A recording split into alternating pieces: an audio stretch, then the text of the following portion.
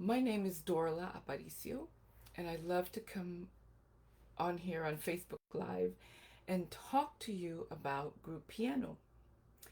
As I said earlier, our topic today is how to maintain a cohesive and engaging group. Maybe how to develop would be a better word. Okay, so here are the things that teachers have told me or asked me about. I keep a running list of what are the most asked questions or the most popular challenges that group piano teachers have. And one of them is always how to teach a multi level group. The next one is how to teach early childhood, the younger kids in a group setting. But the number one question that I've been asked is how to keep students engaged in the classroom and what can lead to having a cohesive class, students that come back for more every single week. Yesterday we talked about building a vision. So I hope you are clear on what you want your group piano to be about. Do you want to do group piano just to make more money? It's okay if that's your goal. Do you want your vision to be about creating more space and having more time in your life and not everything just be about teaching? That is okay. Do you want to develop a community of musicians? That is okay. You can have all three be part of your vision or just one of them. The important thing is that you are clear on what you want your group piano program to look like. Every decision that you make about group piano should support that vision. Once you have a vision, you will need to keep it alive. And having a cohesive and engaged group of students is an important aspect of keeping that vision alive. Now, your group piano lessons do not have to be chaotic. I know I've met not many, but quite a few teachers that have told me they do not like group lessons. They've tried it and it's just chaos. And they didn't know what they were doing and they were just, bringing stuff out of the air. Let's do this today. Let's do this. So, right away, I want to tell you, you need to have a plan. You need to have a framework. Once you put certain things in place and you try group piano, you believe that it's going to work, there's always going to be challenges. But if you have a plan and a framework, it's going to go much more smoothly.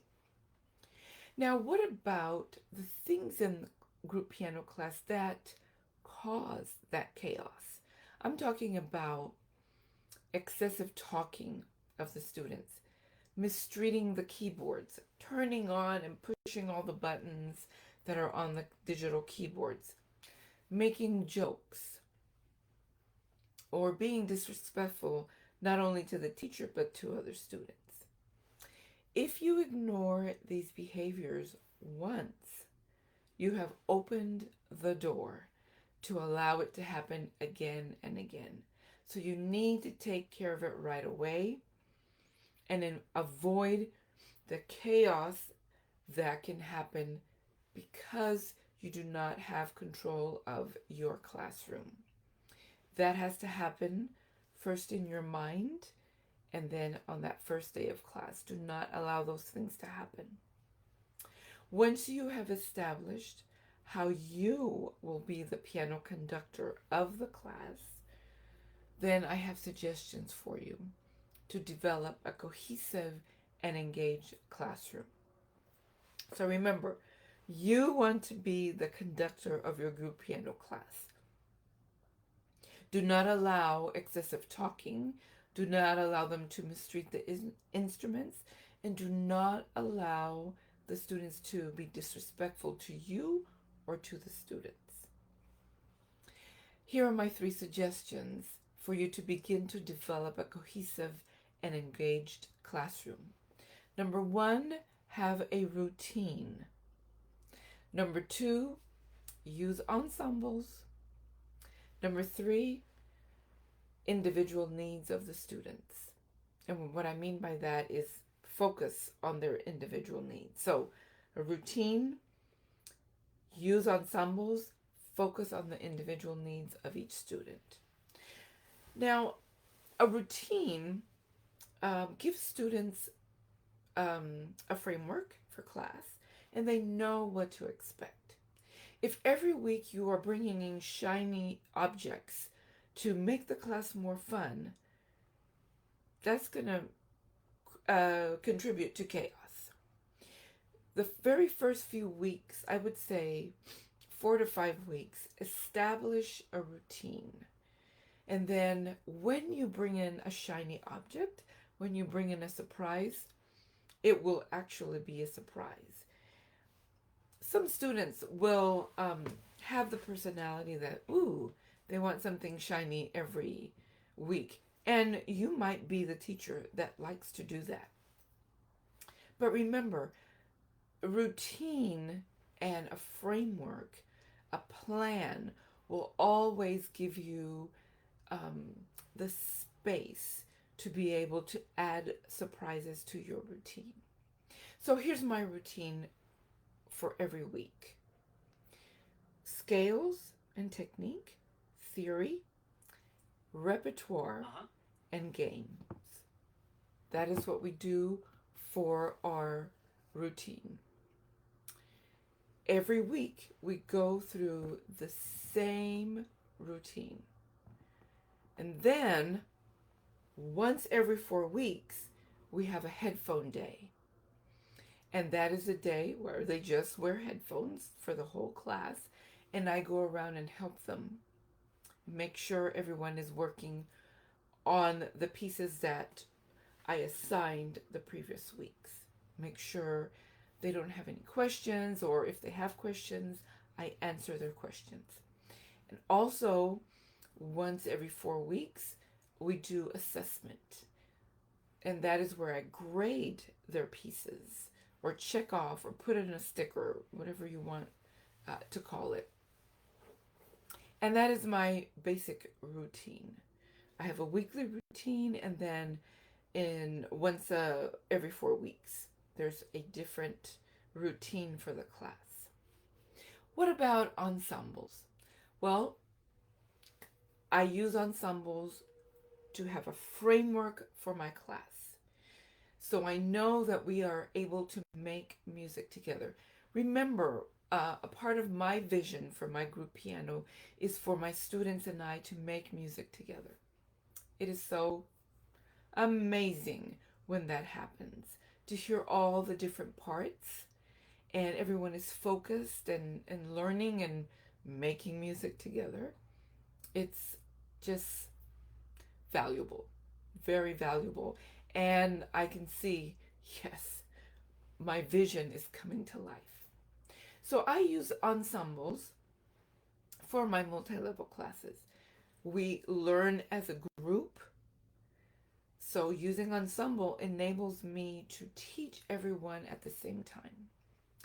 We work individually on our ensembles during class, and then they can play as a team. So we learn together, we work individually, but remember, we're working individually towards the same goal, which is to learn this ensemble and then to be able to play it as a team. And number 3, focus on individual needs. So not only when we are learning a repertoire, or not only on that day when we're using only headphones, do I focus on individual needs of the students. But I want to respect their different learning styles and the needs of each student. So in one class, and it doesn't matter if they're all the same age, all the same skill or a multi-level, they all are going to learn a little differently. Just yesterday, I had a class that had 4 prep pianists. So they began the semester or the school year knowing nothing. Actually, one of them, this is the 3rd time he comes in, he's still in that beginning level. And I had 1 pianist 2 and 1 pianist 3. And so I'm explaining the theory, which was about accidentals. So the prep pianist, I'm explaining what a sharp, a flat, and a natural sign are, and how to draw it, and then how to find it on the keyboard. And 30 seconds in, when one of the prep pianists, my beginner student, is looking at the theory, he's like, oh, so F can have two names, or I think he said F sharp can have 2 names. It can be F sharp and G flat. I'm like, yes. And so we talked more about that, because that was part of their assignment for theory, was to find the sharps of certain keys and find the flats. It was so interesting. Some students understood it. This particular one figured it out and came and explained every single one on the board. And other students were like, what? I don't understand. Why does it have 2 names? And it was a great conversation that we had. But I could have also told that prep piano student, wait a minute, that is not what we're talking about here. We're not covering enharmonics. So let's stay on topic. No, I was so excited that he figured that out on his own, and he explained it to the whole class, and not everybody understood.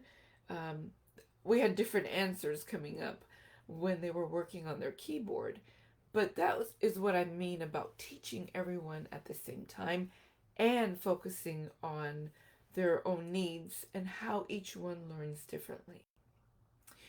Also, when we focus on individual needs, we can honor their musical request.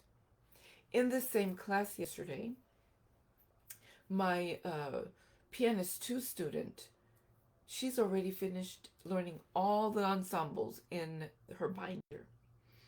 She already learned her recital piece, which is for May. She already learned it, added to it, and came in and told me for Fur-Elise, if I could please give her a more difficult one, because the one for pianist 2 was not filling her soul. She needed more. I was like, of course I can give you the next level. So I brought out pianist 3 and pianist 4 music scores for Fur-Elise, and I told her, watch the practice video with your headphones on, and here is the score. You decide which one you want to do. And she decided she wanted to work on pianist 4. This is a student that I have in pianist 2. Guess what's going to happen next time we have assessment? I know she can move on to the next level. That is what I mean about focusing on individual needs. So let's recap.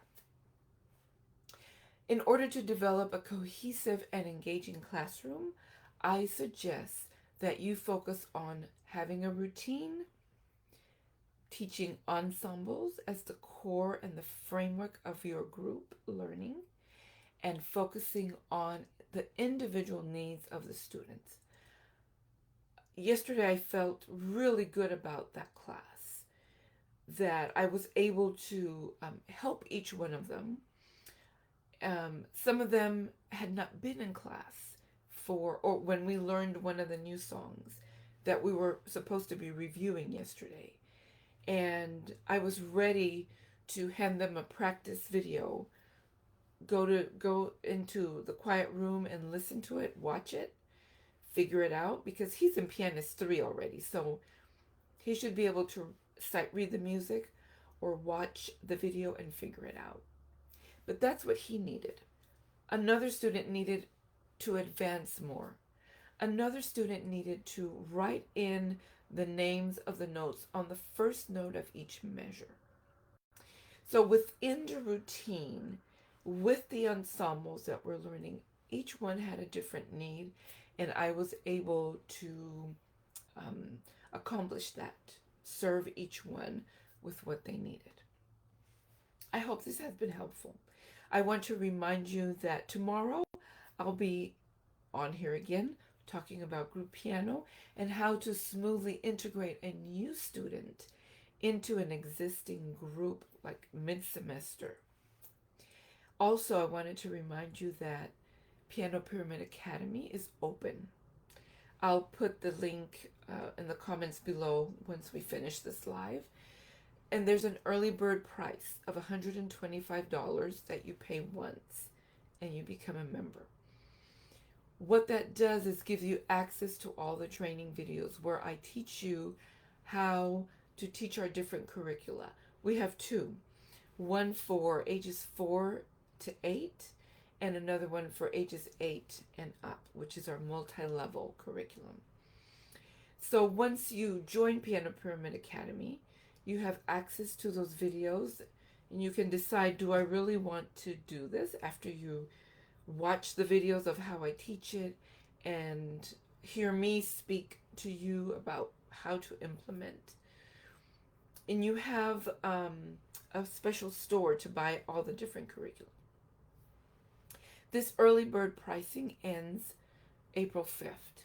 After April 5th, it won't be $125 anymore. This special price does not include the curriculum. It only includes